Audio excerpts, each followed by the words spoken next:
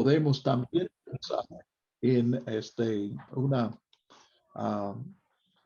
pues el impacto como un infarto o algo que por la sorpresa o por la pena que eso también puede pasar, que él por las emociones sufrió algún tipo de ataque que lo mataba.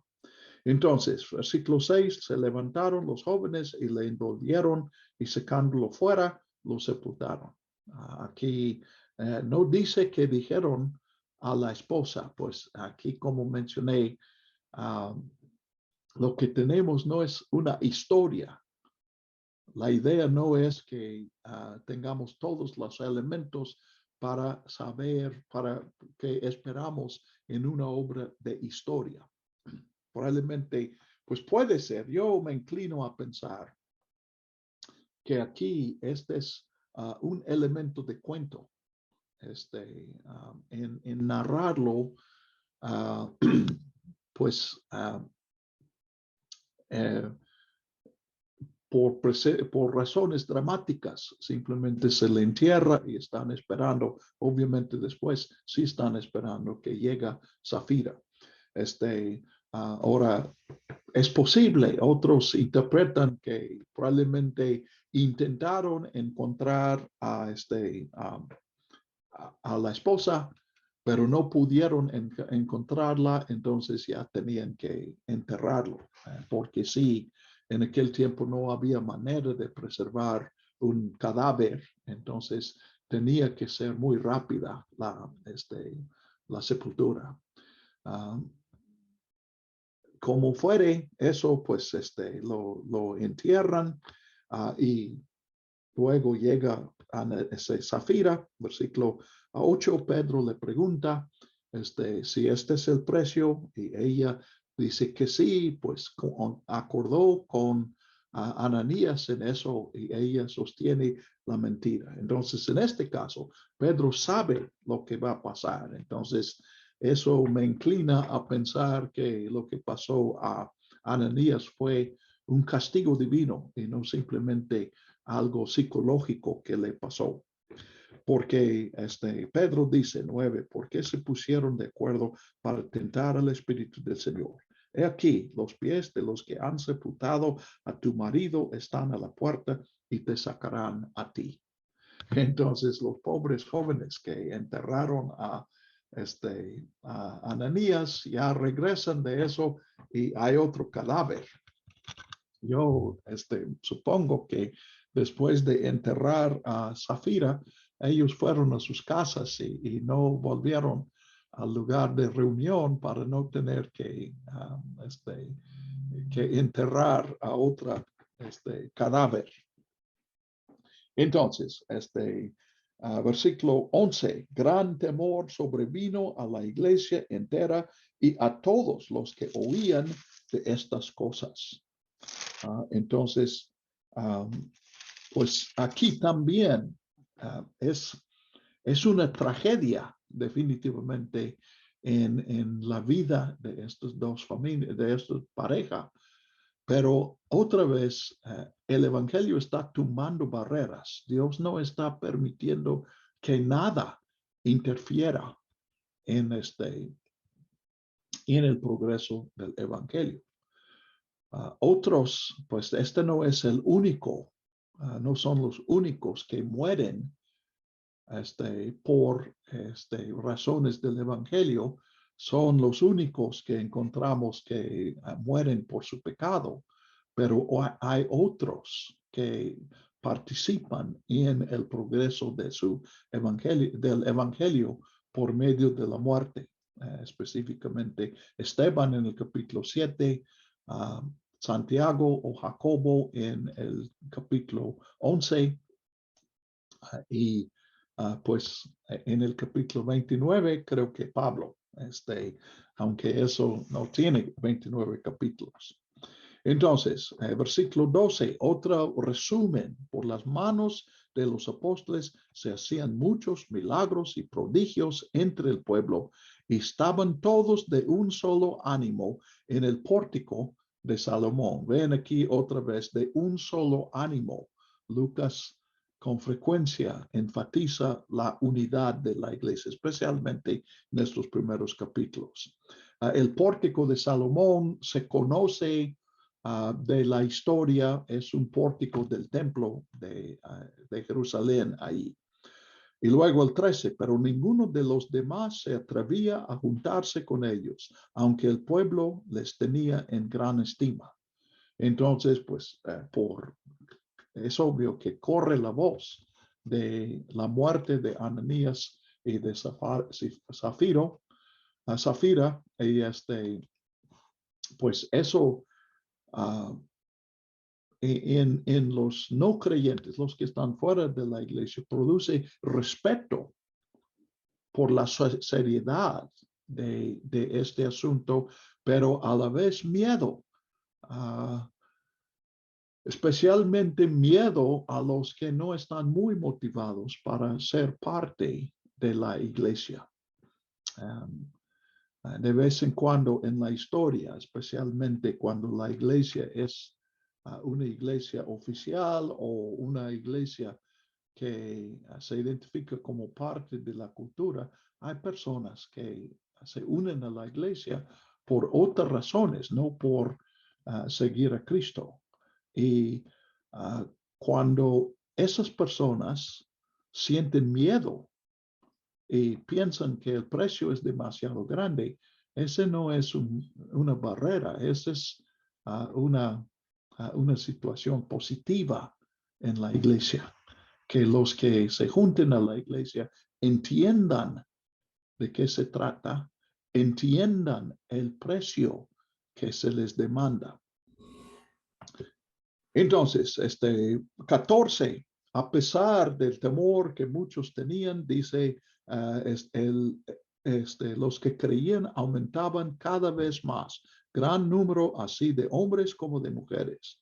De modo, entonces, crece la iglesia, hay más conversiones, hay más seguidores de Jesús. Y versículo 15 dice, de modo que, pero en realidad, esta es una segunda afirmación aquí. Hasta sacaban los enfermos a las calles y los ponían en camillas y colchonetas para que cuando Pedro pasara, por lo menos su sombra cayera sobre alguno de ellos. Y aquí hay un fenómeno interesante que aparece como 3 o 4 veces en Hechos. Y los que interpretan que es opinión de mayoría, de que Marcos fue el primero que escribió de los 4 evangelios que nosotros tenemos, probablemente el primer evangelio escrito.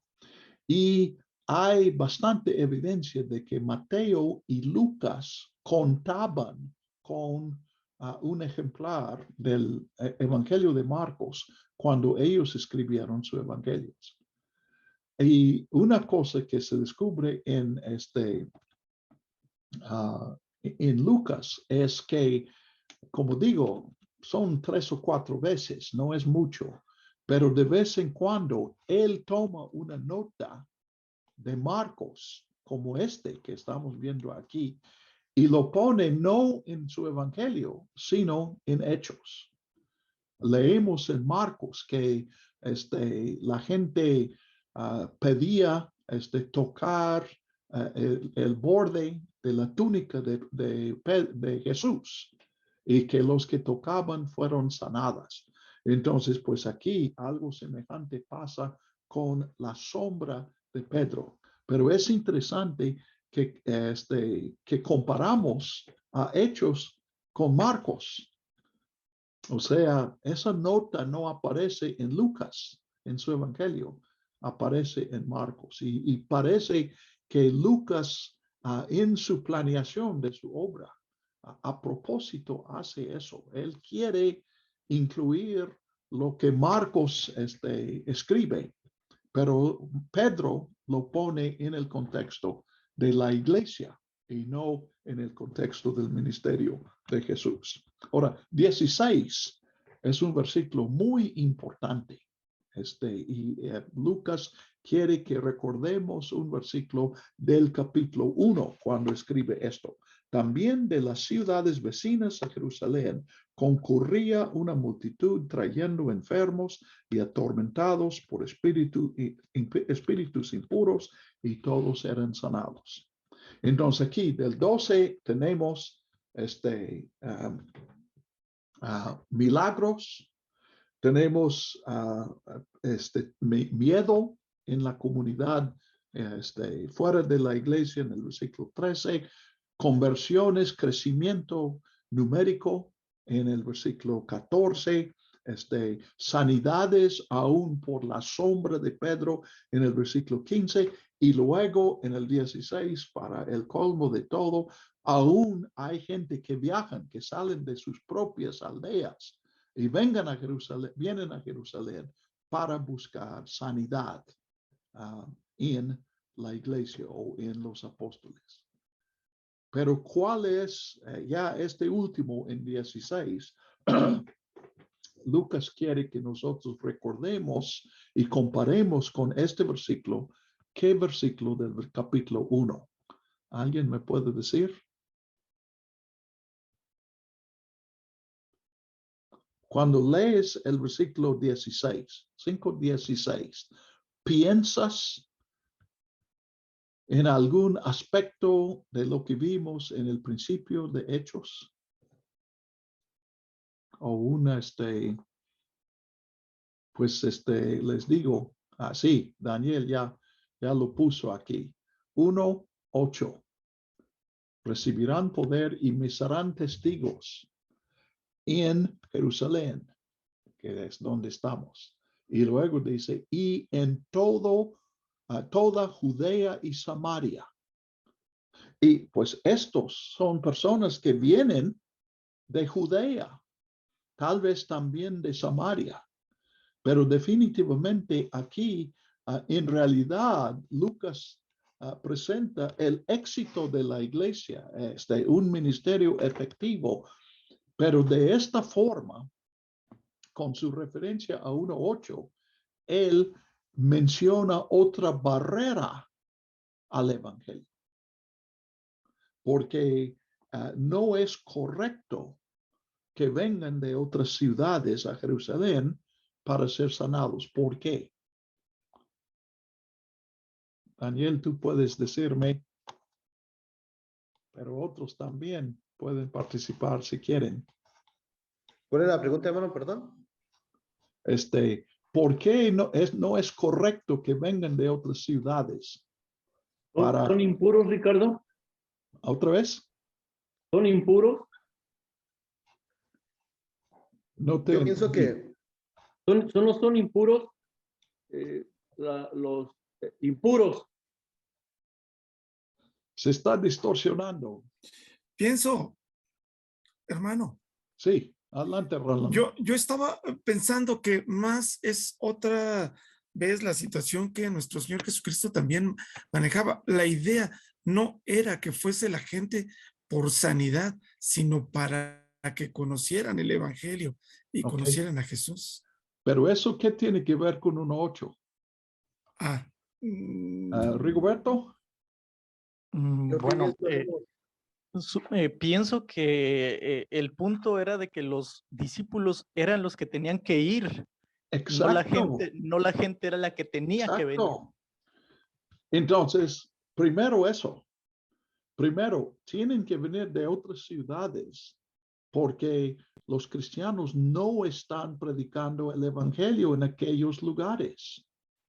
Entonces, no es algo incorrecto en ellos. Ellos hacen algo bueno, pero la iglesia no está cumpliendo su misión. Y encima de eso, aquí en 5:16, los apóstoles y los creyentes ven lo que nosotros vemos y todavía no salen de Jerusalén.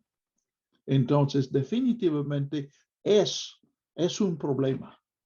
Es una barrera al evangelio. Pero Lucas lo presenta en una forma irónica.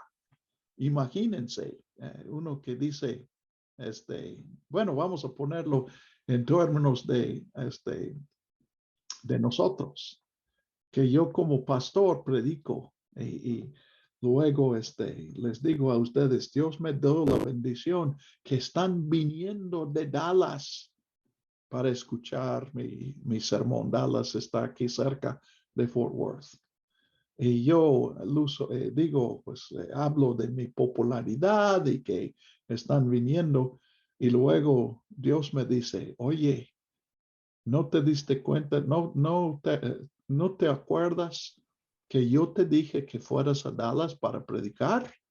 ¿Qué es eso que vienen de Dallas para escucharte cuando yo te mandé ahí? Entonces, esta es la situación que tenemos aquí. ¿Okay? Entonces, pues ahí hay otra barrera, la falta de visión de parte de la iglesia. Ahora, en el 17 tenemos otra historia de la predicación pública, pues eso está pasando todo el tiempo. Entendemos que están predicando el evangelio.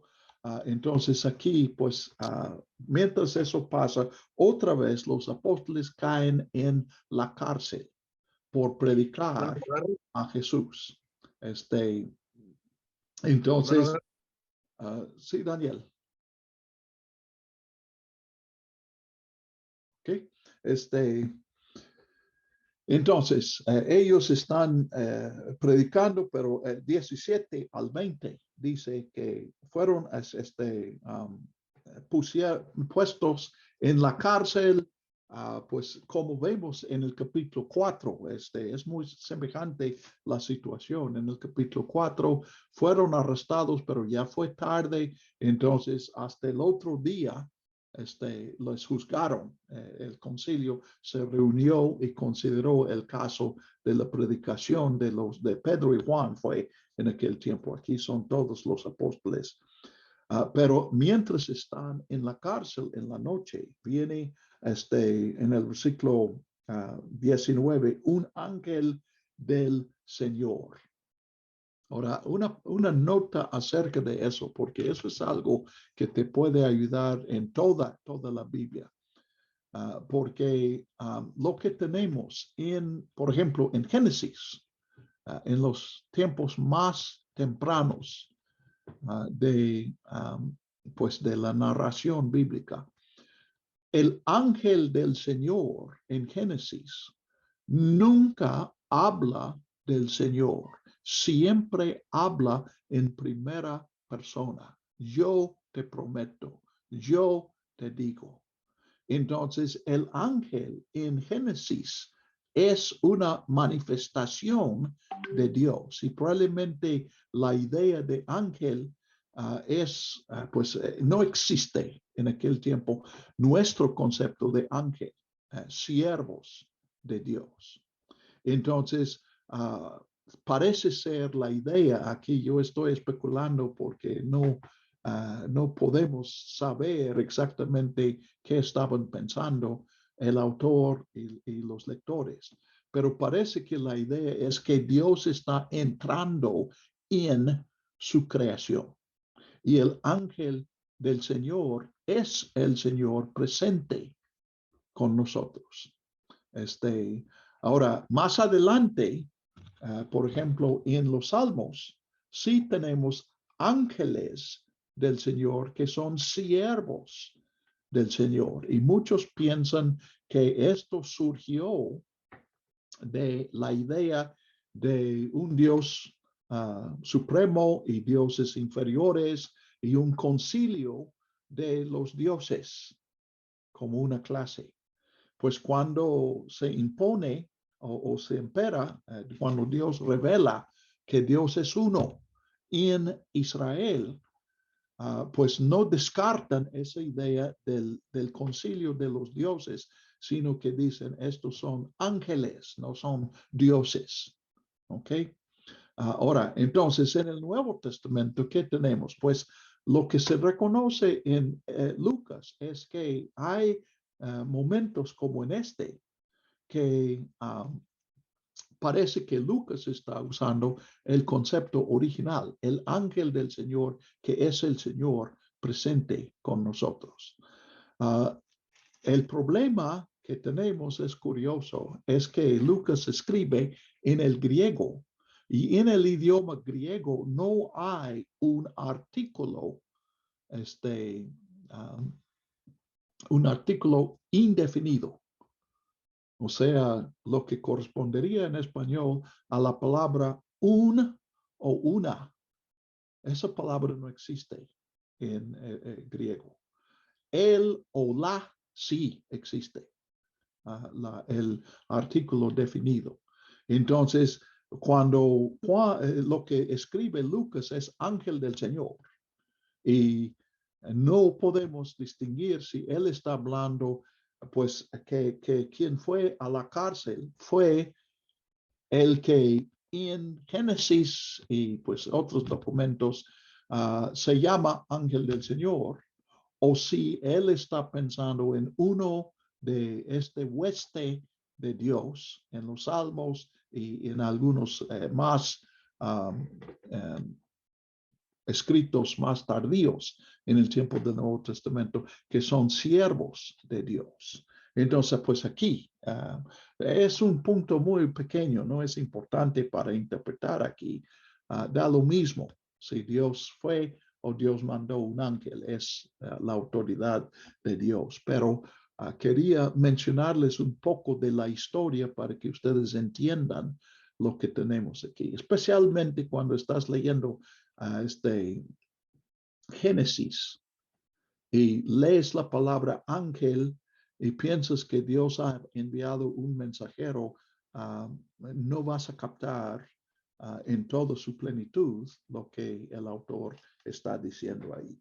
¿Ok? Entonces, pues el caso es que noten aquí que el ángel abre la cárcel, pero que ¿dónde los manda? El ángel dice, vayan, regresen al templo y sigan enseñando. Y aquí también, pues esta es una enseñanza para nosotros.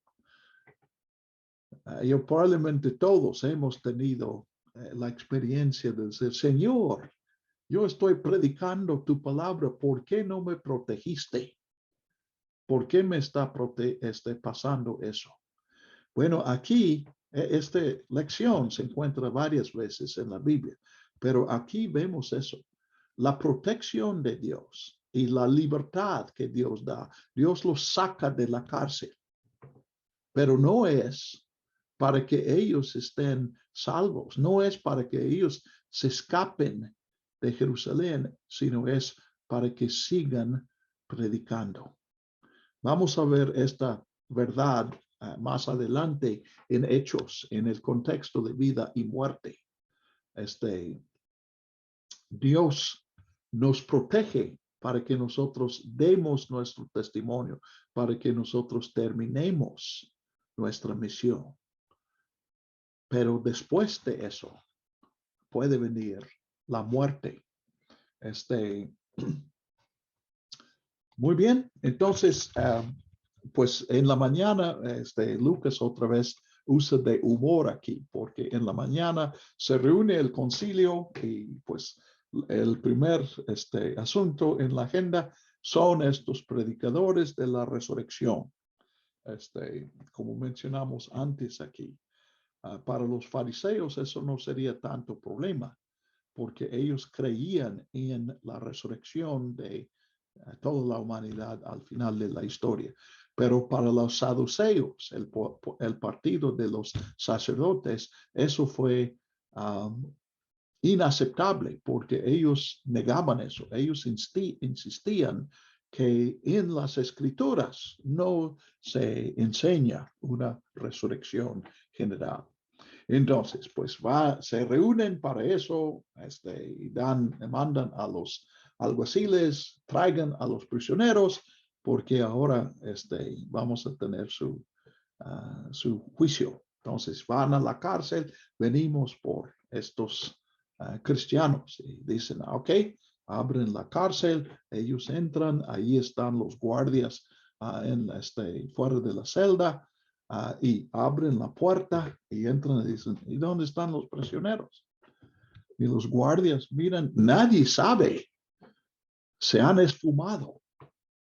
Entonces van otra vez al concilio y aquí pueden imaginarse la consternación de los que son responsables de mantener los prisioneros. Entre los romanos, la ley o la práctica era si el carcelero no puede entregar los prisioneros, entonces él paga con su propia vida. No sé si, yo dudo que los judíos fueran tan crueles, pero definitivamente es un asunto muy, muy delicado aquí. Entonces, mientras llegan otra vez al concilio, informan eso, y pues, ¿qué hacemos ahora? Estamos aquí para juzgar a esas personas, pero esas personas no se nos han desaparecido. Y en eso llega la noticia de del templo. Ven aquí otra vez la ironía. Los que debían ser en la cárcel, encerrados, están en el lugar más público predicando otra vez el evangelio de Jesucristo. Entonces, pues dicen a los guardias, vayan y tráiganos a los policías, por decir. Y los policías entienden que esto también es peligroso porque los cristianos están predicando y a la gente les está gustando este mensaje. Entonces ellos se dan cuenta, si nosotros queremos apoderarnos de los apóstoles, puede haber una rebelión entre el pueblo. Entonces, con mucho respeto, les piden que vayan con ellos y los apóstoles aceptan. Aquí ven cómo el poder se ha invertido y los que supuestamente tienen la autoridad tienen que pedir la cooperación de estos apóstoles y muestra la autoridad de ellos aquí. Y hermanos, no siempre se ve esa autoridad, pero esa autoridad sí está presente. El evangelio es un mensaje que viene de Dios y siempre viene con la autoridad de Dios. Y como vemos, eso no quiere decir que no vayamos a estar encarcelados. No quiere decir que no vamos a estar castigados físicamente, porque en este capítulo son castigados físicamente. No quiere decir que no vayamos a morir, porque sí tenemos que morir para predicar, para cumplir esa misión de predicar las buenas noticias. Pero el poder está allí para que el mensaje llegue y cambie los corazones. Y a fin de cuentas, eso es lo que Dios nos está enseñando a querer. ¿Okay? Bien, entonces, pues van allí versículo, ya llegamos al versículo 28, cuando los trajeron, los presentaron al Sanedrín, que es lo que se llamaba este concilio de los judíos, y el sumo sacerdote les preguntó, versículo 28, 5:28, ¿no les mandamos estrictamente que no enseñaran en este nombre? Y aquí ustedes han llenado a Jerusalén con su enseñanza y quieren echar sobre nosotros la sangre de este hombre.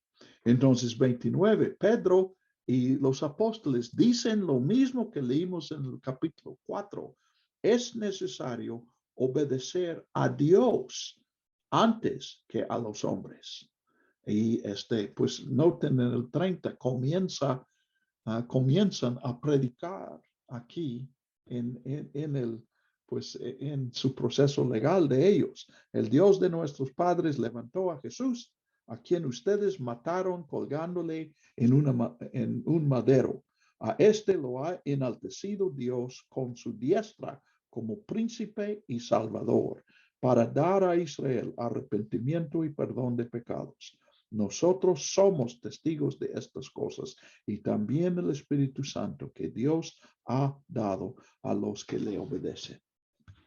Entonces, el contraste entre la opinión de Dios y la opinión de los hombres, el poder que resucita a Jesús, el llamamiento a creer, la bendición de perdón de pecados y de vida, el testimonio en el poder del Espíritu Santo. Entonces, 33, los que escuchaban se enfurecían y deseaban matarles. Les parece totalmente impertinente lo que están diciendo. Ven aquí la situación de los testigos. Por un lado, su comisión es de Dios. Si no predican el evangelio, están desobedeciendo a Dios. Pero si predican el evangelio, los hombres aquí, los hombres que tienen la autoridad máxima en Jerusalén, pues quieren matarlos por su impertinencia. Sí, Daniel nos menciona que aquí en el versículo 32 otra vez tenemos una referencia al capítulo 1:8. Somos testigos y el Espíritu Santo es testigo. El testimonio es del Espíritu. Yo lo mencioné con las palabras, el evangelismo no es nuestro proyecto, es el proyecto de Dios. Y no debemos olvidarnos de eso. A veces sacamos la idea de que depende de nosotros. Pues no depende de nosotros. El proyecto es de Dios. Y nuestro encargo es que seamos obedientes a Dios. Entonces, quieren matarlos, pero en realidad aquí hay una división en el Sanedrín. Una parte del Sanedrín son allí precisamente porque son sacerdotes. Y suponemos que todos, pues casi más que suponer, es casi seguro que todos los sacerdotes, especialmente, bueno, no todos los sacerdotes en cada número, pero todos los altos sacerdotes, los sumos sacerdotes, son saduceos. Este es su partido allí. Pero en el Sanedrín también hay ancianos que son como laicos. Y de esos, seguramente hubo algunos que son fariseos, pues sabemos que Gamaliel es fariseo y es miembro del Sanedrín. Y es muy probable que no es el único, es casi seguro que no es el único allí. Entonces, esta cuestión teológica, la resurrección, una resurrección o la muerte es el final, difieren en eso. Entonces vemos aquí que el consejo, el Sanedrín no está totalmente unida en su oposición a este mensaje de salvación, de resurrección. Entonces, pues Gamaliel es un anciano, es muy grande. Vamos a leer su nombre de nuevo porque Pablo nos dice, creo que es en su segunda descripción de su vida, en el capítulo 26, él menciona que estudió a los pies de Gamaliel y probablemente es mismo. De hecho, hubo dos rabíes que se llamaban Gamaliel, pero piensan que sí es el mismo con quien estudió Pablo. Y acuérdense que Pablo también era fariseo. Entonces, pues Gamaliel pide que retiren a los prisioneros y él les da un consejo. Y dice aquí, pues acuérdense que ya vimos la popularidad de este grupo con el pueblo.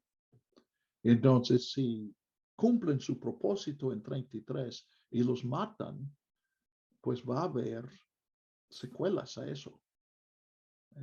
Va a causar una tensión en el pueblo. Entonces, pues Gamaliel dice, pues no hace falta, no es necesario que nosotros arriesguemos eso, porque si esto no es de Dios, pues va a caer por su propio peso. Déjeme, Gabriel menciona aquí, pues me llama la atención que Dios da el arrepentimiento en el versículo 31. Sí, es interesante, ¿verdad? Pues aquí, para mí, no me sorprende, porque mi entendimiento es que la fe viene de Dios. Nosotros, cuando no hemos pensado en eso, podemos confundirnos y sacar la idea de que, pues, el salvar depende de Dios, el perdón depende de Dios, pero la fe y el arrepentimiento es nuestra parte. Pero yo entiendo que Pablo, especialmente en Romanos, dice, es que nosotros ni siquiera podemos hacer nuestra parte. Hebreos, de hecho, habla de lo mismo.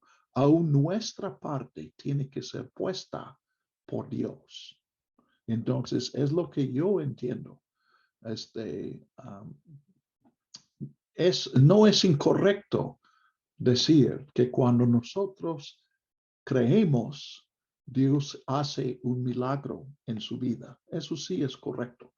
Pero también es correcto y no nos debemos olvidar de que si tenemos fe, Dios ya ha hecho un milagro en nosotros. Entonces, qué bueno, desde mi perspectiva, que en hechos como en Pablo hay esta nota que el arrepentimiento es un don de Dios. Eso no cancela la verdad que el arrepentimiento es una decisión nuestra. Y tiene que ser una decisión, tiene que ser un cambio que nosotros busquemos en nuestra vida. Que en lugar de apoyar lo que estamos haciendo, nos arrepentimos. Pero aquí, pues en el misterio de un Dios que se involucra en su creación, si hay arrepentimiento en tu vida, debes darle gracias a Dios, porque Dios te dio este arrepentimiento. Muy bien, entonces regresemos a Gamaliel. Entonces Gamaliel usa dos ejemplos. Uno de Teudas en el versículo 36 y luego en el versículo 37 un Judas. Ahora, el segundo conocemos de la historia. Ese existe en fuentes judías y fue en el tiempo del censo. El censo que se menciona aquí parece ser el mismo censo que, bueno, aquí no es tan fácil lo que digo, pero Lucas menciona un censo en el nacimiento de Jesús, que José y María van a Belén para el censo en tiempo de Quirino. Se menciona allí el oficial romano de aquel tiempo. Entonces, pues no todos creen que aquí hace referencia a ese censo. Otros piensan que hubo dos censos, uno cuando nació Jesús y otro unos 10 años después. Y Judas puede estar en este segundo. Pero el punto, el punto principal aquí es que en ambos casos eso cayó por su peso. Los líderes religiosos no tuvieron que hacer nada. Simplemente Roma pues mandó sus tropas, no se mandó sus tropas porque las tropas ya estaban ahí y ellos mataron a la cabeza y pues el grupo desapareció.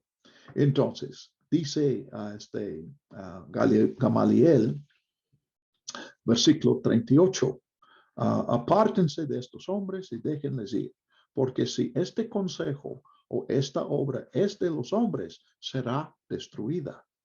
Pero si es de Dios, no podrán destruirles, no sea que se encuentren luchando contra Dios. Entonces, Gamaliel da un consejo sabio. Podemos ver la diferencia política. Es importante que quien dice estas palabras es un fariseo que sí creía en la resurrección final y no un sacerdote que no creía eso. Yo mencioné los sacerdotes altos porque sí hubo sacerdotes que eran fariseos, pero no eran los sacerdotes principales, eran los más abajo, los del rango menor de sacerdotes. ¿Ok? Entonces, pues Lucas aquí, pues es obvio que para Lucas esto es muy significativo, porque desde la perspectiva de Lucas, pues esto es precisamente lo que está pasando. Lo que se está predicando es de Dios. Y Lucas aquí, pues es irónico. Lucas cita lo que él había escuchado, que Gamaliel dijo, porque expresa la verdad que Lucas quiere expresar. Versículo 39.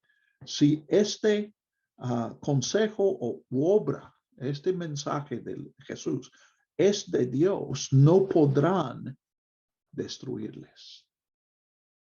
Y Lucas está escribiendo hechos para demostrar, para poner por escrito que no se destruyó, sino que este mensaje se extendió desde Jerusalén alrededor y aún hasta Roma y otros lugares tan distantes como Roma. No se podía parar. Y pues Gamaliel termina, dice, no sea que se encuentren luchando contra Dios. Y Lucas está diciendo, los que se oponen al mensaje de Jesucristo, en efecto, están luchando en contra de Dios. ¿Ok? Entonces, pues podemos ver aquí, obviamente Gamaliel no está, pues de hecho, él piensa que este movimiento va a desaparecer dentro de unos meses, porque siempre había dicho eso. Eso siempre había pasado, mejor dicho. A ver, Daniel pone aquí versículos 13 y 14, también obra de Dios, su proyecto. Sí, donde decimos de, pues 13 y 14 hay una tensión, casi una contradicción ahí. Porque 13 dice, ninguno más se juntó con ellos, o sea, nadie de fuera de la iglesia se convirtió. Pero luego en el 14 dice que el número de creyentes aumentaba. Bueno, si el número de creyentes aumenta, quiere decir que alguien ha llegado a ser creyente. Entonces, contradice 14 el versículo 13. Pero como Daniel nos está diciendo, pues aquí esa es otra manera de decir que este es el proyecto de Dios. Nuestra lógica no puede analizar las acciones o el poder o los logros de Dios. Entonces, yo creo que contradicciones como tenemos en 13 y 14 son parte del mensaje para enseñarnos precisamente que esta es una obra de Dios y no nuestra. ¿Ok? Bien, entonces, pues Gamaliel los persuade, versículo 40, llamaron a los discípulos y noten aquí, y después de azotarles, les prohibieron hablar en el nombre de Jesús y los dejaron libres. Pablo menciona en cuando menos una de sus cartas en 2 Corintios, recibir 39 azotes. Y pues por otras fuentes se sabe que eso fue la costumbre de los judíos, porque la ley de Moisés dice no debes dar más de 40 aplicaciones del azote.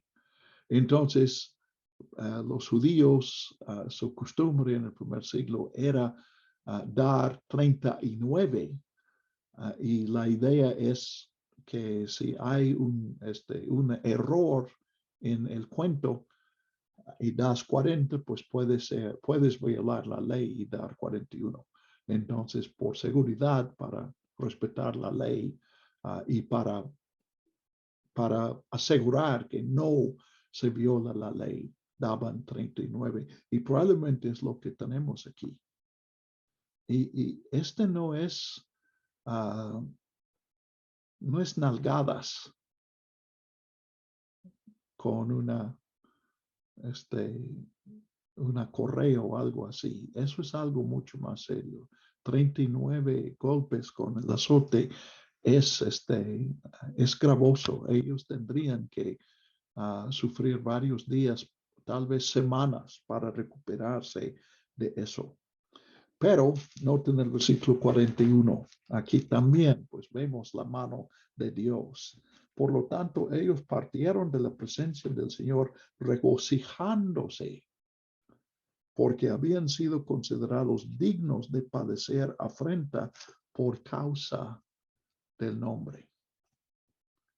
Aquí también hay un milagro, una intervención de Dios. Honestamente, si yo sufro 39 azotes, no, me parece que va a ser muy difícil que yo vaya regocijándome, simplemente porque es por Cristo que he sufrido. Pero Lucas aquí enfatiza ese sobrenatural. Eso no es normal. Ellos han sido transformados por Dios. ¿Ok? Entonces, 42, y todos los días en el templo y de casa en casa, no cesaban de enseñar y anunciar la buena noticia de que Jesús es el Cristo. Entonces, precisamente este milagro, esta intervención de Dios, produce personas que no desisten para nada. Ya lo leímos en el capítulo 4, aquí otra vez en el capítulo 5.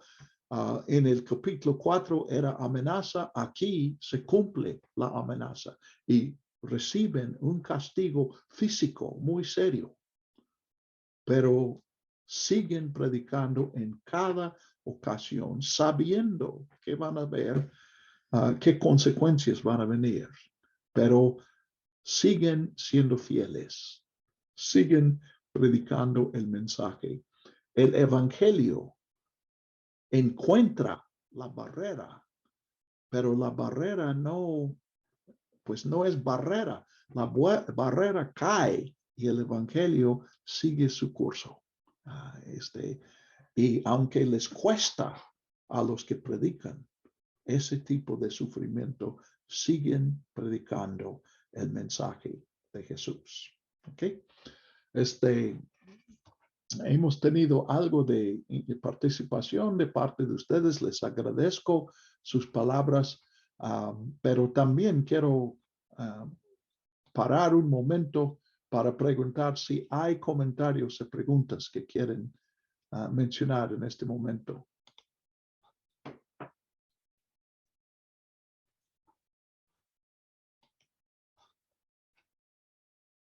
Hermano Garrett. Sí, Daniel. Yo tengo una pregunta. Hermano. Sí, adelante. Cuando estaba leyendo este capítulo, el capítulo 4, en el versículo 35 dice, y lo entregaban a los apóstoles para que distribuyeran a cada uno según su necesidad. El versículo 4. He escuchado que este versículo es utilizado como un fundamento de la autoridad pastoral. Ve que es muy dado que en las iglesias bautistas se hable de una democracia, en la cuestión de que no está la autoridad sobre la iglesia, sobre el pastor, sino sobre la iglesia. Pero una vez escuché a un pastor hablar que es bíblico, que la autoridad está en el pastor y no en la iglesia. Y que de hecho, dentro de las bases que daba, está este texto, donde dice que ellos recibían las cosas y ellos distribuían las cosas. Entonces, esa facultad pastoral, por así ponerlo. El otro caso es en la elección de los diáconos, que se conoce como diáconos, cuando son los apóstoles los que ven la necesidad y buscan la manera de suplirla. Entonces, mi pregunta es, en el contexto de Hechos y en el contexto de la iglesia del Nuevo Testamento, esa autoridad que hoy se utiliza en algunas iglesias, ¿es correcto? O lo llamado democrático, que decimos que la iglesia es la asamblea que tiene la autoridad final.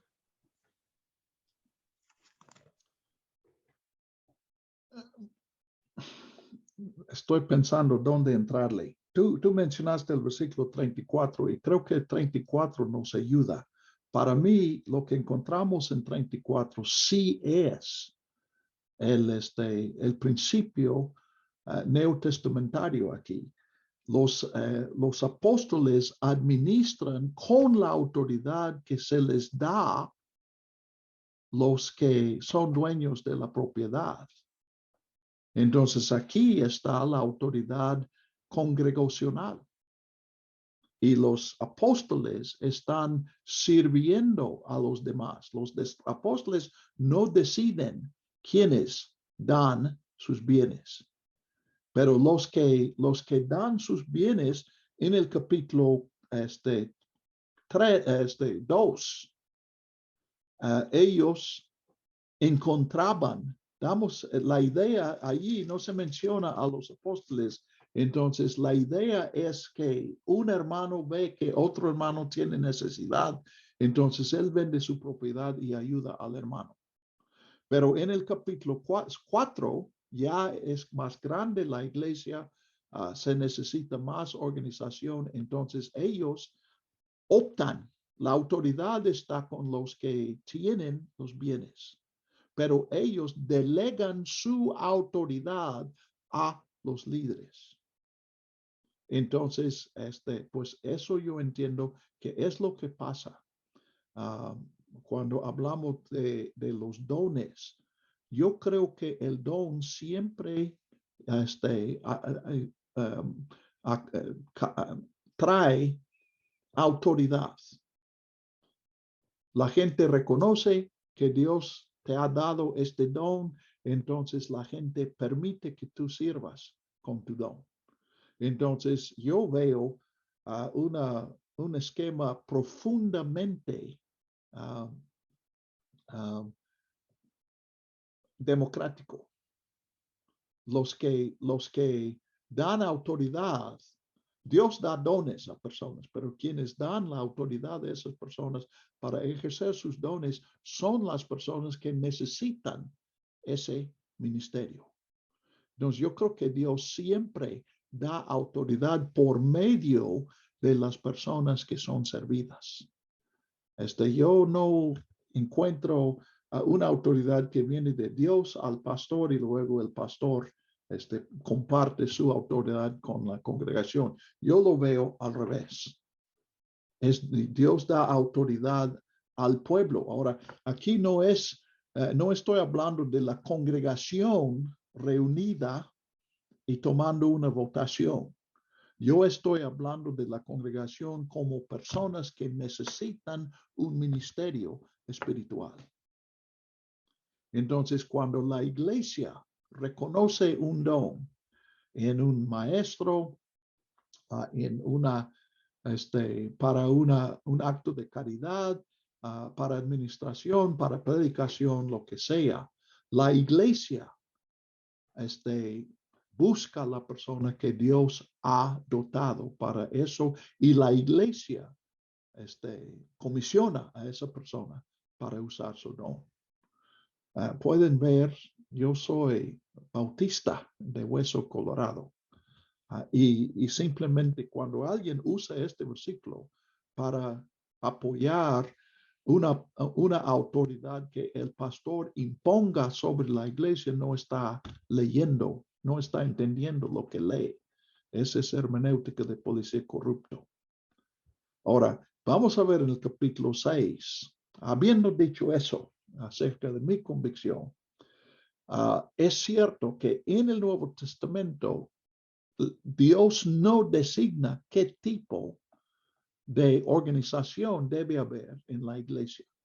Si la iglesia debe ser episcopal o presbiteriano, que quiere decir que la autoridad está en obispos o en ancianos, o si es democrático, simplemente no nos dice.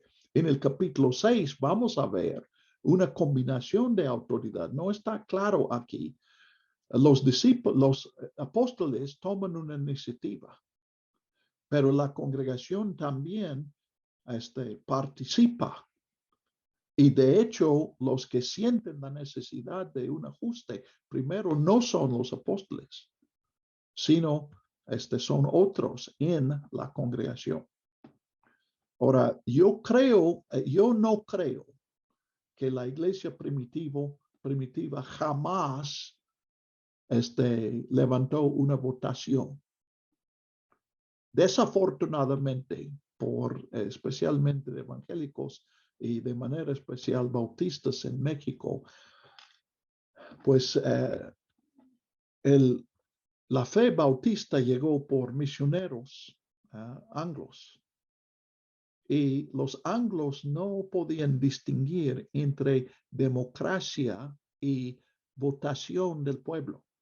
La democracia no es votación. La votación es una expresión de democracia, pero no es la más importante. La democracia en su raíz es la idea de que Dios ha dado autoridad a todos, al demos, a todo el grupo. Yo lamento mucho que los primeros misioneros a México enseñaron democracia como votación. Lo que debían haber hecho es aprender de ciertos grupos. Yo entiendo que hubo muchos grupos en México que tenían prácticas democráticas. Estoy hablando de comunidades indígenas, donde practicaban el consenso y se tomaban decisiones por un diálogo. Y pues en el capítulo 15 vamos a tener el mismo modelo. Notamos que quien supuestamente, pues en este esquema que menciona Daniel, quien tiene la autoridad allí es Santiago. Pero Santiago es precisamente quien no habla antes del final.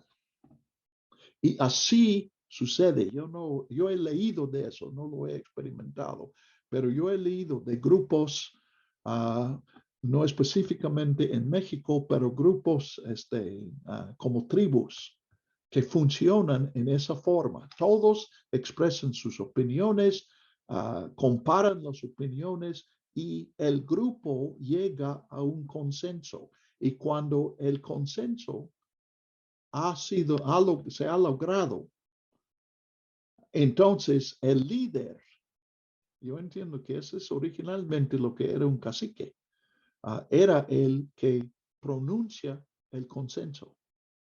Y él tiene la última palabra, no porque él tome las decisiones, sino porque él tiene el don de expresar el consenso. Y se acepta su palabra porque todos entienden que esta es la decisión que el grupo ha tomado. Si los misioneros hubieran venido a México no para enseñar, sino para aprender, yo creo que tendríamos congregaciones mucho más sanas hoy. Entonces, Daniel, yo definitivamente creo, bueno, volviendo a Hechos, lo que veo en Hechos es una autoridad mixta. Los apóstoles no están simplemente esperando una moción y una votación para determinar lo que ellos van a hacer. Ellos sí ejercen sus dones y con eso ejercen una autoridad. Pero al lado de la autoridad de los líderes está la autoridad del pueblo. Entonces, los que Daniel ha escuchado, no sé exactamente lo que él ha escuchado, pero yo he escuchado a otros también, es que para ellos lo incorrecto es que la iglesia tenga autoridad. Y eso no es correcto. Si alguien tiene la otra idea, a veces, de vez en cuando, en una congregación encontramos eso, que la iglesia enfatiza tanto la autoridad de la congregación que no da ninguna autoridad al pastor. Eso tampoco es correcto. Porque aquí no es cuestión de la voluntad que queremos que se haga, no es la voluntad de los líderes y no es la voluntad de la congregación, es la voluntad de Dios. Entonces, debemos estar cooperando para que todos juntos busquemos la voluntad de Dios. No caer en el error de que yo insisto que yo sé la voluntad de Dios y tú insistes que tú sabes la voluntad de Dios. Y finalmente tenemos que decidir entre tu versión y mi versión. Esa no es una receta para encontrar la voluntad de Dios o lograr la voluntad de Dios. ¿Ok? Daniel. Gracias, hermano. Ok. Bueno, si no hay más, en el capítulo 6 vemos precisamente lo que estamos hablando aquí, 6 del 1 al 6. Crecía el número de los discípulos y hubo una murmuración entre helenistas y hebreos. Ahora, ¿quiénes son los helenistas y hebreos? En este momento, todos los seguidores de Jesús son judíos. Pero en Jerusalén y en Judea, pero especialmente en Jerusalén, hay judíos que han vivido todas sus vidas en Palestina.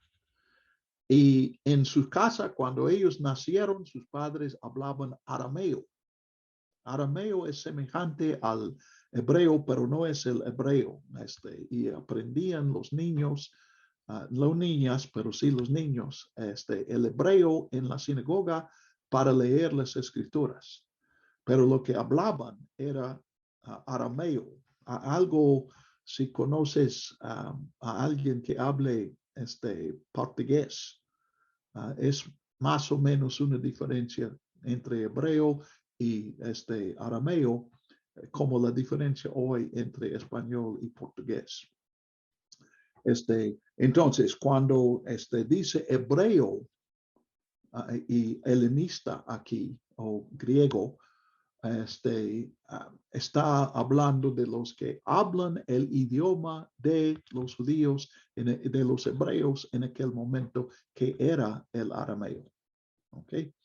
Entonces, pues los que hablan el griego es porque nacieron fuera de Palestina y alrededor del Mediterráneo, la lengua franca allí era el griego.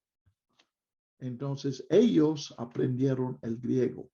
Ahora, aquí una diferencia de idioma es también una diferencia cultural. Entonces, tienen puntos de vista distintos. Los helenistas están aquí en Jerusalén porque ese fue el sueño de todo hebreo en la diáspora. Querían morir en Palestina. Entonces, si prosperaban y podían jubilarse, iban allí y murieron en Palestina. Entonces, pues estos son personas que ya vienen a radicar allí. Repito, no hay ningún gentil aquí. Estos todos son judíos. Pero hay una diferencia. Algo como también podríamos pensar en diferencia de los que viven en la ciudad y los que viven en el campo. No ven las consecuencias, los asuntos de la misma, el mismo punto de vista. Hay una diferencia, pues es lo que pasa aquí. Entonces, pues aquí es siguiendo a lo que vimos en el capítulo 4. Precisamente los apóstoles, ahora los apóstoles son hebreos. Ninguno de ellos ha vivido fuera de Palestina. Entonces, pues los otros, los helenistas, murmuraban porque se administraba, pues dice aquí, las viudas. Viudas aquí sería un símbolo de los necesitados. No es, yo creo que no es una caridad organizada simplemente para atender a viudas, sino que tenían, pues lo que tenemos al final del capítulo 4 es para los necesitados. Pero la gran mayoría de los necesitados son viudas y sus hijos por las condiciones, bueno, la organización económica de aquel tiempo. Entonces, pues los helenistas llegaron a pensar que hubo un favoritismo, que daban más a las viudas hebreas que a las viudas helenistas. Entonces, los 12 en el versículo 2 llaman a la multitud y noten aquí, pues en respuesta a lo que Daniel preguntó, aquí no llaman a la multitud para anunciar la decisión. Llaman a la multitud para que ayuden, para que participen en la decisión. Ahora sí tienen una propuesta y ellos están conscientes de su autoridad, pero también de su responsabilidad. Entonces dice, no conviene que descuidamos la palabra de Dios para servir a las mesas. Yo creo que aquí hay un poco de soberbia. Somos humanos y sale eso. ¿Sabes cómo podemos distinguir los dones superiores y los dones menores en la iglesia? Es muy sencilla. Mi don es el más importante. Tu don es importante. Tú tienes un don importante, yo tengo un don más importante. Entonces los apóstoles con razón piensan que lo que ellos hacen es más importante que lo que otros hacen. Entonces dicen servir a mesas, como si lo que están buscando son meseros. Bueno, no se trata de meseros aquí, se trata de administradores. Y la verdad es que los apóstoles no son apóstoles porque tengan el don de administración. Son apóstoles y Dios les ha dado el don de predicar, de proclamar el mensaje, de ser testigos. Entonces es obvio, pero desde su perspectiva, ellos dicen, tenemos que dedicarnos a lo que es más importante. Pero aun cuando dicen busquen maceros, ellos sí reconocen que necesitan alguien que tiene otro don. Entonces, aquí, pues, idealmente, Daniel, en la iglesia, en lugar de buscar quién tiene la autoridad, todos debemos estar enfocados en el problema que enfrentamos. Sí, hace falta que nos demos cuenta que hay un problema. Si es que se descuidan las viudas, o si el problema es simplemente que los helenistas piensan, pues son demasiado sensibles. Simplemente Lucas no contesta eso. Pero aquí sabemos cuál es el problema y buscamos la solución de Dios. Si hacemos eso, entonces no tenemos que definir dónde termina mi autoridad y dónde comienza tu autoridad, porque estamos usando nuestra autoridad con el mismo fin. Y eso es lo que pasa aquí, lo que Lucas expresa. Escojan, hermanos, de entre ustedes a 7 hombres que sean de buen testimonio, llenos del Espíritu y de sabiduría, a quienes pondremos sobre esta tarea. Entonces, para servir a mesas, hace falta el Espíritu Santo y la sabiduría, igual que para predicar el Evangelio. Y los pondremos sobre esta tarea. Entonces, ven, los líderes toman una parte, pero la congregación toma una parte y juntos llegan a una solución que es milagroso. Versículo 4. Y nosotros continuaremos en la oración y en el ministerio de la palabra. O sea, nosotros vamos a volver a obedecer a Dios en lugar de ejercer nuestra autoridad donde no tenemos autoridad. Dios nunca les llamó para servir a mesas. Entonces, ¿por qué lo estaban haciendo? Pero aquí la visión es, y la intervención de Dios es expandir el liderazgo. La clave aquí es que comisionaron a más líderes. Y eso causó más expansión del evangelio. Entonces, otra vez, la barrera es falta de visión. La barrera es el sentido de importancia. Apóstoles, todos reconocen que el don principal y la autoridad superior en la iglesia es de los apóstoles. Pero los apóstoles les faltaba visión para entender que Dios no les había dado el don de administración. Y están tratando de ejercer su autoridad donde no tienen autoridad, donde no tienen don. Daniel, aquí, en respuesta a tu pregunta, es otro peligro. Lo que tú estabas escuchando es una idea de que Dios no ha dado autoridad a todos, solamente al pastor o solamente a los pastores. Entonces, garantizado, eso va a causar problemas, porque Dios nunca concentró toda la autoridad en una sola persona. Pues es lo que Pablo está diciendo cuando dice que el Espíritu ha dado dones a cada uno. Está implícito ahí. Ha dado autoridad a cada uno.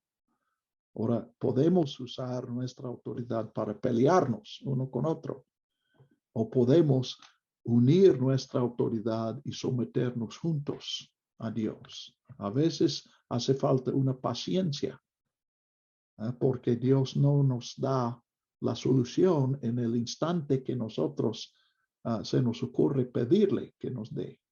Entonces, necesitamos dialogar, pues lo que mencioné, buscar un consenso con la confianza de que Dios va a hablar por medio del consenso.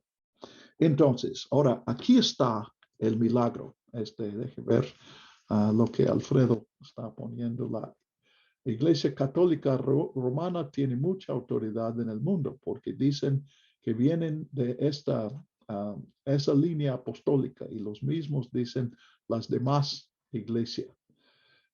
Sí, pues no podemos entrar en toda la historia de eso. Eso sí es cierto.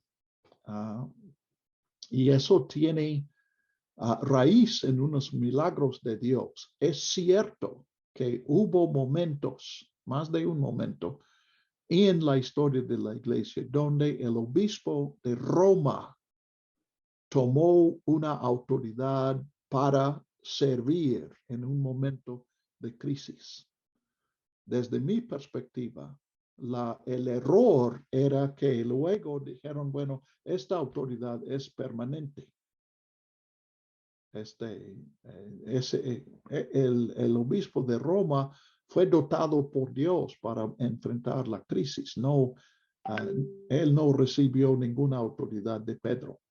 Y Gabriel, dice la organización que menciona, hermano, es un ideal, pero la realidad es que nuestras iglesias impera nuestra hermenéutica de policía corrupto y por lo regular hacemos mal uso de la autoridad.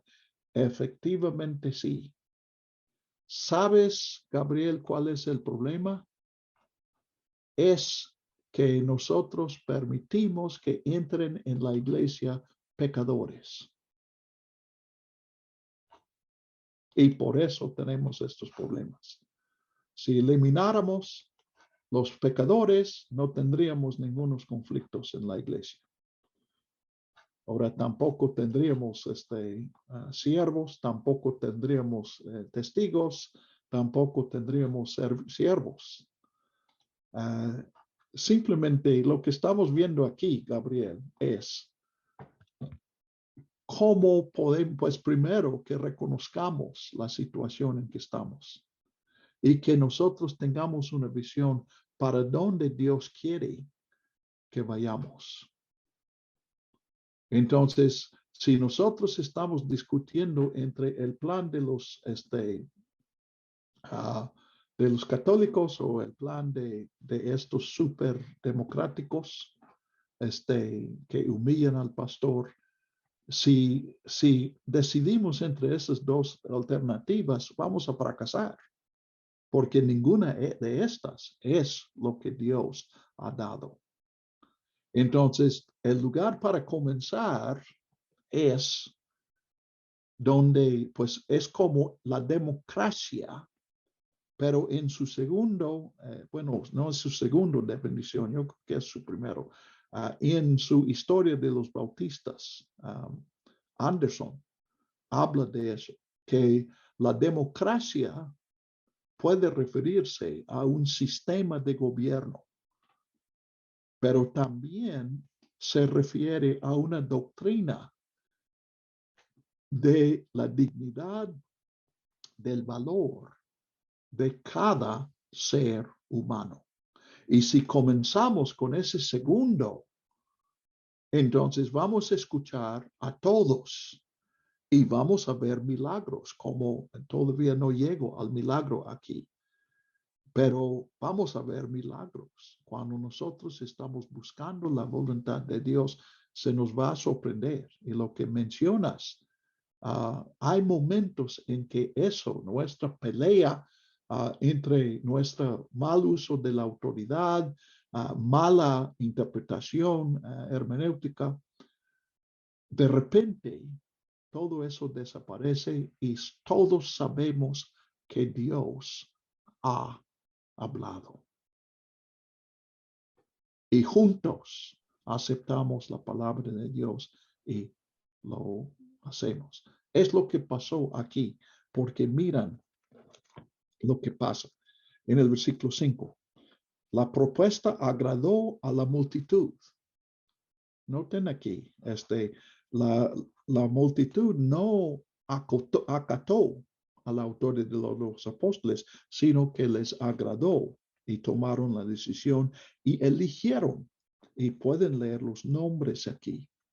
Ahora, lo importante es que estos 7 nombres son griegos. No hay aquí un nombre hebreo. No hay un Simón, no hay un Juan, no hay un Jacobo, etc. Y uno de ellos, el 7º, es prosélito. Eso quiere decir que Nicanor, Nicolás es el último. Nicolás nació gentil, pero se convirtió en judío. Eso es lo que quiere decir prosélito. La palabra en sí significa uno que viene a, o sea, viene al judaísmo ya en contraste con nacer en el judaísmo. Entonces, parece que lo que tenemos aquí es que decidieron la mejor solución es que encarguemos esta tarea a los helenistas o los griegos. Entonces, los griegos, algunas versiones dicen helenistas, otras, se están quejando porque quienes están administrando este ministerio son hebreos y ellos acusan, pues murmuran de que hay un favoritismo hacia las viudas hebreas. Entonces los hebreos, que son la mayoría, dicen, entonces vamos a nombrar a helenistas y a los helenistas les damos la autoridad para atender a sus propias viudas y también a nuestras viudas. Imagínense eso. Tú que estás administrando un bien común y otro te acusa de tener favoritismo hacia tu familia sobre su familia de él. Entonces tú le entregas toda la carga y dice, tú da a tu familia lo que tú piensas que es correcto para tu familia y aquí el milagro, da a mi familia lo que crees que es correcto para mi familia. Por eso hablo de un milagro aquí. Daniel, ven, no es una cuestión, congregación o líderes, congregación o pastor. Es que finalmente a quien dieron la autoridad eran a los de más abajo, los que menos autoridad y menos, estoy buscando la palabra, menos prioridad, no, dignidad en la iglesia, pero dignidad dada por hombres. Privilegios. Pues más que privilegios, estoy hablando de reconocimiento. Los que se ven como más y los que se ven como menos. Y la iglesia optó por escoger a los, para tener la autoridad precisamente a los de menos, al grupo de la minoría. Entonces, ahora, los milagros van a ser diferentes, pero hermanos, estoy convencido, si nosotros captamos lo que estamos diciendo aquí, lo que Lucas nos está diciendo, y si buscamos practicar la democracia, y no estoy recomendando a nadie que tome vacaciones. Yo creo que sería mucho mejor buscar el consenso. Y cuando lleguemos al capítulo 15, vamos a examinar el ejemplo de cómo lo hicieron. Cómo tomaron la decisión ahí, cómo buscaron la voluntad de Dios. Y creo que fue un proceso de consenso. Si hacemos eso, también vamos a ver milagros. Vamos a ver a Dios obrando. Y cuando uno reconoce que Dios está obrando en la persona de otra persona, le va a dar la autoridad. No porque la Biblia dice que es el pastor, ni porque la Biblia dice que es la congregación. De hecho, la Biblia no dice eso. Este capítulo es un buen ejemplo. Hay elementos aquí de la autoridad de los apóstoles y hay elementos de la autoridad de la congregación. Entonces, yo soy bautista no porque creo que la Biblia enseñe la democracia, sino porque creo que la democracia está más cerca del ideal de la Biblia en cuanto a la naturaleza humana y la naturaleza de comunidad humana. Sí, Rolando. Quería comentar que esto me parece clave porque pues es una práctica en la iglesia. Versículo 3 dice, escojan de entre ustedes a 7 hombres de buena reputación, llenos del espíritu y de sabiduría para encargarles esta responsabilidad. Partimos de algo que, bueno, como usted lo refería, evidencian las personas que se van a encargar de esta tarea, lo que desde mi punto de vista le quita también tensión a la situación, porque estamos hablando de una forma de cómo el Señor trata con su iglesia y cómo es que elige a los suyos, a los que van a servir dentro de la congregación. Uh-huh. Lo que quiero añadir eso, no, estoy de acuerdo contigo, pero sugiero si expandimos la autoridad, si involucramos a más personas en la obra, entonces hay más posibilidad de encontrar las personas correctas. Pero ¿qué es lo que hacemos? El pastor, si no tiene esta visión, él dice a uno, quiero que tú te encargues de este programa. Y luego, pues, a veces no lo dice directamente, pero su actitud es, no te metas en el evangelismo, atiende a lo que te asigné.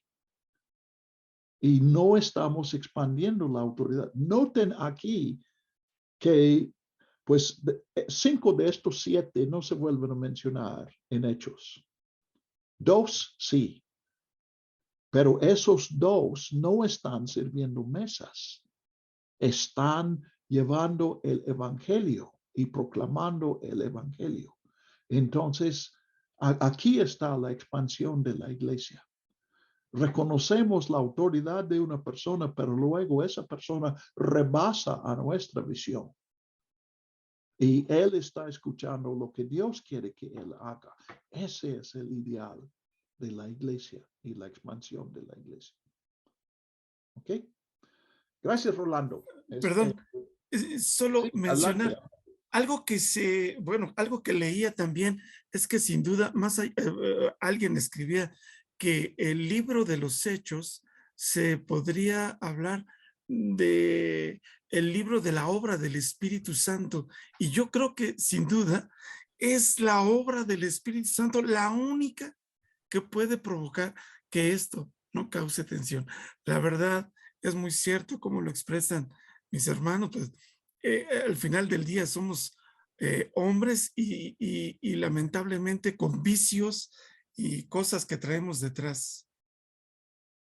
Sí, amén. Sí, es el Espíritu que lo hace. Este es el mensaje, pero no te preocupes por el vicio, Rolando.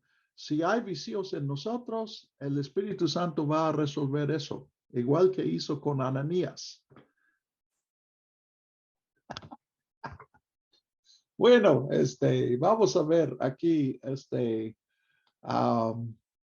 Alfredo dice, pero si las iglesias las conformamos los pecadores, bueno, ese es mi punto. Necesitamos humildad, necesitamos paciencia. Cuando nosotros decidimos que nosotros vamos a controlar a los que están mal, estamos olvidándonos que los que estamos mal somos todos. Todos somos pecadores. Lo que me sorprende, dice Alfredo, es que a pesar de ser pecadores, Dios nos usa. Eso para mí es maravilloso. Amén, Alfredo, amén. No te he visto aquí, pero gracias. Sí, quiero repetir eso. Lo que me sorprende es que a pesar de ser pecadores, Dios nos usa. Eso para mí es maravilloso. Y sí, es lo que estoy tratando de decir. En lugar de establecer una orden para resolver estos asuntos, yo creo que Hechos nos enseña que debemos acudir a Dios, idealmente las dos partes juntos. Tú tienes tu opinión, yo tengo la mía, pero podemos orar juntos a Dios y esperar que Dios nos da una sorpresa. Los apóstoles no dijeron, vamos a nombrar a 7 personas de la otra parte, del otro partido. Yo creo que fueron sorprendidos cuando trajeron a 7 del otro partido. Esperemos que Dios actúe. El Espíritu Santo que Rolando ve en cada página de Hechos está en nuestras iglesias hoy. Entonces tengamos paciencia, tengamos discernimiento para reconocerlo y someternos a la obra de él y someternos unos a otros. Con Gabriel, digo a Alfredo, definitivamente, hermano. Tami escribió, tu testimonio te avala porque es Dios el que te permite serle obediente. Sí, estoy de acuerdo, pero quiero enfatizar eso. Aquí lo que estoy diciendo es que en nuestra clase, por ejemplo, son ustedes a quienes Dios va a revelar si yo tengo el don de enseñanza o no. Entonces, no es que yo imponga mi autoridad, es que ustedes necesitan un maestro y creen que yo soy la persona que Dios ha enviado. Y en toda la iglesia estoy diciendo que procuremos tener esa actitud. No peleando si quién tiene nombramiento, porque eso es más allá que nombramientos. Sí necesitamos nombrar a personas, pero antes de nombrar, debemos buscar la voluntad de Dios. E insisto, no es automático, pero si hacemos eso, vamos a ver milagros. Vamos a ver que Dios tiene soluciones que nadie había pensado. Y muchas veces la señal de que esa solución vino de Dios es que vino de una persona que en la iglesia no tiene ninguna autoridad. El que pensamos que no tiene nada que contribuir, pues a Dios le gusta usar a esa persona para hablarnos.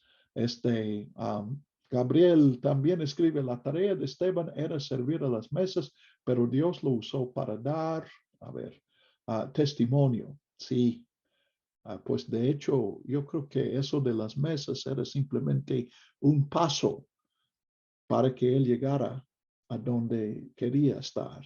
Entonces, otra vez, si le damos a esa persona autoridad en la iglesia y él sirve digamos, en la administración 15 días y renuncia a la carga para predicar el evangelio, ¿por qué no decir gloria a Dios? Dios está ampliando el ministerio de honra. Vamos a poner a otro para que él también dentro de 15 días renuncie porque ha entendido algo mayor que Dios quiere que lo haga. Ismael escribe, la forma de gobierno de la iglesia era el modelo que tenían a la mano. La democracia era parte de la cultura. Realmente eso no es cierto. Hubo democracia entre los griegos, pero no en hebreos. Los hebreos tenían una autoridad, yo creo que de consenso, pero sí hubo algo de jerarquía allí. Ahora, esta democracia, sí, yo creo que la democracia en Inglaterra fue una hija de la democracia griega, que sí involucraba votación, pero la votación y en la cultura mexicana lo que yo he observado es que la democracia no es parte de la cultura, más bien la votación no es parte de la cultura. Necesitamos buscar otras formas de democracia. Daniel dice, una batalla es encontrar personas con estas características. Siempre pensamos que no hay alguien capaz de eso. No es ninguna batalla, Daniel. Ahí está la desobediencia. Quien encuentra a esas personas es Dios. Entonces, más que nada, lo que nos hace falta es callarnos, darnos cuenta que nosotros no tenemos la solución y esperar que Dios hable. Pero en nuestras iglesias no escuchamos a Dios porque cada quien está dando su opinión y luego defendiendo su opinión, y el Espíritu Santo no le damos la palabra. Muy bien, creo que fue Aldo. Aldo, ¿tú pediste la palabra? Sí, adelante. Sí, yo creo que ahí vemos principios, esos principios, ¿no? Este punto de dónde surge la necesidad, de ahí surge la solución. Si Dios está inquietando a alguien porque ve una necesidad, eso es importante tomarlo en cuenta, porque ellos dicen, ¿sabes qué? Siento que mis necesidades no se están cumpliendo, está bien. De tu gente, no es como si fuera un partido, pero ustedes mismos propongan quién puede ayudarnos a tener la solución para este problema.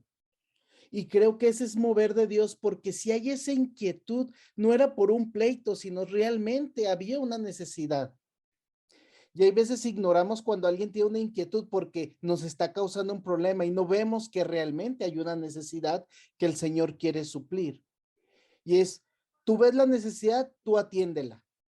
Y la otra cosa que vemos con Esteban es el principio de los talentos, ¿no? O sea, al que tiene y los usa, el Señor les da más. Y eso tenemos que dejarlo crecer en la iglesia, pero sí es nuestra cultura, porque se nos da, no sé si usted qué es, o sea, no sé, usted en nuestra cultura lo podrá ver.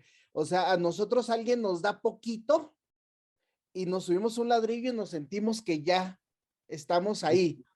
Entonces nuestra cultura es, nombraste a alguien y ya se cree mejor que el pastor, mejor que los demás hermanos, mejor que todos, y rompemos la iglesia, ¿no? O sea, el evangelismo que estamos acostumbrados a hacer, el crecimiento en la iglesia bautista, no sé, la que conozco es la mexicana, es creció un líder, se salió de la iglesia y formó su otra iglesia a 2 cuadras, aunque la iglesia tenga 10 personas.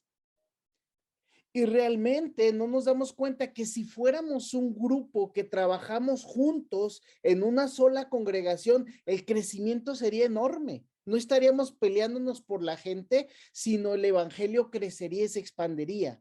Pero no se trata de que yo soy el líder, el dueño de la iglesia, el mejor, sino que todos somos parte de un cuerpo. Y esto la iglesia lo tuvo claro, por eso vemos a un Esteban que se vuelve un líder impresionante. Y Nain Bay le dice, ¿sabes qué? Alguna vez un maestro me decía, en el seminario, me decía, cuando tú tengas un líder que esté creciendo mucho, dale una obra lejos para que se vaya. Y yo digo, ¿por qué si es un gran líder, lo tengo que sacar de la iglesia para que no me divida la iglesia? Y realmente eso lo vemos, o sea, Dios tiene la capacidad de que yo puedo tener líder, aunque yo sea el pastor, puedo tener líderes más influyentes que yo dentro de la misma congregación, porque son sus dones, sus talentos. No, no se trata de una lucha de poder la iglesia. Creo que ese es un error que hemos tenido, que es quién manda, quién tiene el poder, quién tiene la autoridad, si son los hombres, si son los ancianos, si son las mujeres, si son, o sea, no es lo que lo dijo usted muy bien, es la iglesia de Cristo y eso se nos olvida mucho. O sea, no se trata de si me gusta a mí, si me parece a mí, si yo soy el mejor líder o el mejor maestro o lo que sea, es la iglesia de Cristo. Y si tenemos un don o una cualidad, no es porque yo sea mejor, sino porque Cristo quiere usarlo en la iglesia. Y esa es una lucha que que creo que hemos enseñado mal, y en esta enseñanza democrática, como lo hemos enseñado en nuestras iglesias bautistas, nos damos un tiro en el pie. O sea, le decimos a la iglesia, ustedes mandan, yo no. Y no es tú mandas, sino cuando en la iglesia una vez me dijeron, ¿quién manda, hermano, el burro o el arriero? Y yo le dije, Cristo. Y se me dijo, no, o sea, ¿manda la iglesia o el pastor? Le digo, es que manda Cristo. Y se enojaron mucho, porque le digo, es que yo no mando. Si yo mando, estoy en un error. Si la iglesia manda, estamos en un error. O sea, si yo me someto a Cristo como pastor, mi autoridad sobre la iglesia va a ser una autoridad en Cristo. Y si la iglesia se somete, va a obedecer en Cristo y también van a tener una autoridad sana en Cristo y juntos en Cristo vamos a caminar. Pero no se trata de qué lado está el poder. Sí. Porque realmente en la influencia griega, en la autoridad de la democracia griega, que decimos son los padres de la democracia, duró muy poco, aún en Grecia la democracia. ¿Por qué? Lo vemos en Roma, la democracia duraba segundos, porque mataban al que, o sea, todos votaban porque ganara, y luego iban sobre él y lo mataban. Y creo que así somos como iglesia en nuestra democracia. O sea, nombramos un líder y luego no nos gusta y lo queremos desaparecer. Y creo que es eso claro que usted decía, la iglesia es de Cristo y Él manda en la iglesia. Sí. Y decía un hermano, tenemos una teocracia donde Dios manda y nosotros expresamos, como decía usted, la voluntad de Dios si estamos conectados en Cristo. Si no, como decía ahí, somos la voz de Satanás. Como decía Gamaliel, no sea que estemos dando en contra de Dios, y muchas veces la iglesia está trabajando en contra de Cristo. Eso sí creo que está pasando. Gracias. Quiero decir amén a lo primero que dijiste, a lo último, y a algo práctico que podemos hacer. Primero, una cosa que pasa en la iglesia, aun cuando Dios habla, es que tenemos una persona en la iglesia que tiene una visión para ministrar a los niños de la calle. Entonces la iglesia establece un ministerio a los niños de la calle y esta persona en su amor sirve ahí, recluta a personas que trabajen con ella y ministran años a los niños de la calle. Pero ¿qué es lo que pasa? Cuando esa persona ya no puede, tal vez se va, tal vez muere, tal vez por edad, ya no puede hacer este ministerio, entonces decimos, ¿quién vamos a poner en ese ministerio? ¿Qué tal si en la iglesia no hay nadie que tiene ese llamamiento? Entonces lo que debemos hacer es cerrar el ministerio. Otro dice, necesitamos un ministerio a los prostitutas. Bueno, entonces mientras hay un equipo, vamos a ministrar a las prostitutas, pero no vamos a buscar como iglesia a alguien para poner sobre el ministerio. Y lo mismo con nombramientos como el pastor. Primero, busquemos personas que no están buscando ser líderes, sino que están buscando servir. Aldo dice, debe ser Jesús que está en el liderazgo. Pues el liderazgo de Jesús es servir. Jesús dijo, yo no vine para ser servido, sino para servir. Y eso implica, yo no vine para decirles a los otros lo que deben hacer. Entonces, nombremos a personas que tienen llamamiento y deseo para servir y dejemos que sirvan. Entonces, la iglesia no está supervisando al pastor para ver si él cumpla. Y el pastor no está supervisando a los otros tampoco, sino que respetamos. Si Dios te ha llamado a esta responsabilidad, tú tienes que dar cuentas a Cristo. Y nosotros te apoyamos, vamos a orar por ti. Y si no está funcionando, pues pronto va a caer por su peso, como dijo Gamaliel. Si las personas que están ministrando, por decir, a los niños de la calle, realmente no tienen ese interés, pues el ministerio va a cerrarse rápido. No es necesario que como iglesia tomemos una decisión, simplemente respetemos a lo que pase. Y también, pues, el pastor, entiendo que el pastor no está sobre simplemente un ministerio, pero está allí para apoyar a todos los ministerios, no para supervisar a los ministerios. Y yo creo que aquí, pues, es lo que estoy diciendo. En lugar de una votación, simplemente reconocemos, hay un grupo que quiere abrir este ministerio, oramos por ellos y los dejamos funcionar. Y si no funciona, bueno, les ayudamos a encontrar otro ministerio. Este es lo que la iglesia debe hacer. ¿Ok? Bueno, es una sugerencia. Ya quiero ver un versículo más, porque el resultado de eso está en el versículo 7. La palabra de Dios crecía. Hermanos, cuando multiplicamos el liderazgo, cuando respetamos a las personas que Dios o Jesucristo ha llamado, la palabra de Dios va a crecer. Y el número de los discípulos se multiplicaba en gran manera en Jerusalén. Inclusive un gran número de sacerdotes obedecía a la fe. Ahora, estos seguramente son sacerdotes de los menores rangos, no de los sumos sacerdotes. Pero aquí está diciendo, aún los que persiguen, Dios puede convertirlos. Y nos esperan milagros, hermanos. Nos esperan milagros. Y una parte de la iglesia está buscando para ver una sanidad que pueden grabar y que impresione a todos. Otros están buscando escuchar a lenguas. Aquí están los milagros, en las conversiones, en el servicio, en el amor, en la perseverancia. Y allí está la autoridad. Gabriel dice en el versículo 7, muchos sacerdotes que se oponían ahora obedecen a la fe. No dice cómo, pero porque creo que no es necesario. Así es el evangelio. Amén, Gabriel. Resulta que tú estabas diciendo lo mismo que yo estaba diciendo. O yo estaba diciendo lo que tú estabas diciendo. Mitch dice, la iglesia debe descentralizarse de nosotros mismos y centralizarse en Cristo. Bueno, descentralizarse es lo que estoy diciendo. La democracia no es poner en el centro de la iglesia la votación.